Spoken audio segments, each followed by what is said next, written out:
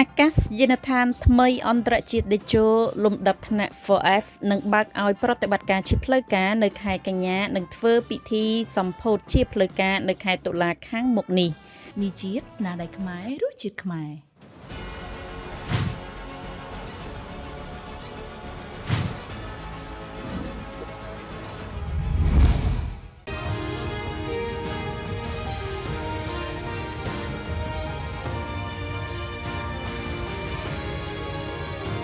វិតាឆ្លុះបញ្ចាំងពីឧត្តមភាពយោងតាមសេចក្តីជូនដំណឹងរបស់រដ្ឋលេខាធិការដ្ឋានអាកាសចរស៊ីវិលលេខ1487រឡូអសដែលបានចុះហត្ថលេខាដោយឯកឧត្តមបណ្ឌិតម៉ៅហាវណុលរដ្ឋមន្ត្រីទទួលបន្ទុករដ្ឋលេខាធិការដ្ឋានអាកាសចរស៊ីវិលសូមជម្រាបជូនសាធារណជនឲ្យបានជ្រាបថាការបើកឲ្យប្រតិបត្តិការអាកាសយានដ្ឋានអន្តរជាតិតេជោលំដាប់ថ្នាក់ 4F ជាផ្លូវការនិងពិធីសម្ពោធបើកឲ្យប្រើប្រាស់អាកាសយានដ្ឋានអន្តរជាតិតេជោលំដាប់ថ្នាក់ 4F ជាផ្លូវការគឺធ្វើឡើងទៅតាមចំណាដ៏ខ្ពង់ខ្ពស់របស់សម្ដេចមហាបវរធិបតីនាយករដ្ឋមន្ត្រីនៃព្រះរាជាណាចក្រកម្ពុជាចុះថ្ងៃទី21ខែឧសភាឆ្នាំ2025ដែលបានឯកភាពជាគោលការណ៍ដូចតទៅកំណត់យកថ្ងៃទី9ខែកញ្ញាឆ្នាំ2025ជាកាលបរិច្ឆេទបើកឲ្យប្រតិបត្តិការអាកាសយានដ្ឋានអន្តរជាតិតេជោលំដាប់ថ្នាក់ 4F ជាផ្លូវការកំណត់យកថ្ងៃច័ន្ទទី20ខែតុលាឆ្នាំ2025សម្រាប់រៀបចំពិធីសម្ពោធបើកឲ្យប្រើប្រាស់អាកាសយានដ្ឋានអន្តរជាតិតេជោលំដាប់ថ្នាក់ 4F ជាផ្លូវការក្រោមអធិបតីភាពដ៏ខ្ពង់ខ្ពស់របស់សម្ដេចមហាបវរធិបតីហ៊ុនម៉ាណែតនាយករដ្ឋមន្ត្រីនៃព្រះរាជាណាចក្រកម្ពុជាសូមរំលឹកសារជាថ្មីថាអាកាសយានដ្ឋានអន្តរជាតិតេជោត្រូវបានរចនាដោយក្រុមហ៊ុន Foster and Partners គឺជាស្ថាបត្យករអគារផ្ទុកនិងដឹកជញ្ជូនអ្នកដំណើរមានកម្ពស់45ម៉ែត្រស្មើនឹង5ជាន់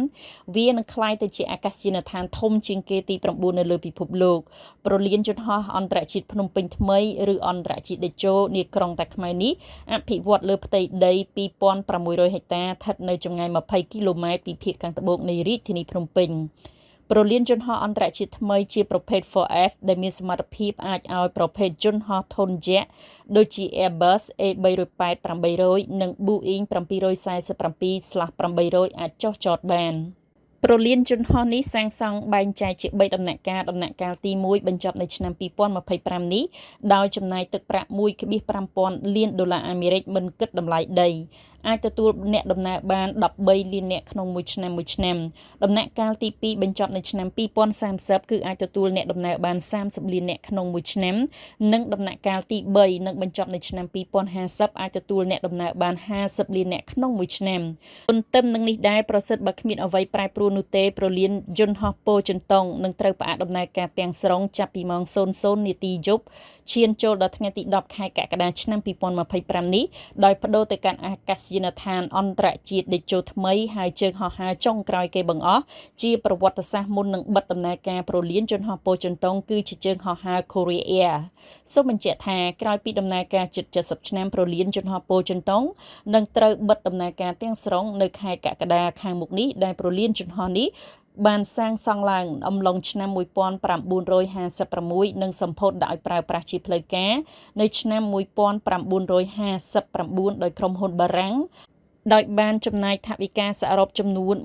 134លានរៀលកាលពីជំនាន់នោះប្រលានយន្តហោះនេះមានសំណង់ស្ថាបត្យកម្មតាមទំនើបបំផុតនាសម័យនោះនិងចាត់ទុកថាជាសំណង់ដ៏ប្រណិតមួយនៅក្នុងតំបន់អាស៊ី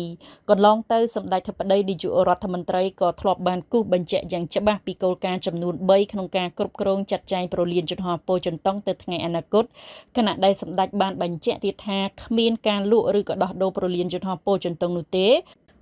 ប៉ុន្តែត្រូវរក្សាទុកជាទ្រព្យសាធារណៈអាស្រ័យដូចបានគោរពជម្រាបជូននេះដែរសូមសម្ដេចឯកឧត្តមលោកជំទាវអង្គញាអស់លោកស្រីនិងសាធារណជនមេត្តាជ្រាបសេចក្តីជូនដំណឹងនេះតាមការគួរមួយខ្ញុំឥឡូវសួរហៅតែមានជាតិឆាសុតមន់ទេយាយម៉ានមានជាតិឆាសុតមន់ឆាក៏ឆ្ងាញ់ឆុងក៏ឆ្ងាញ់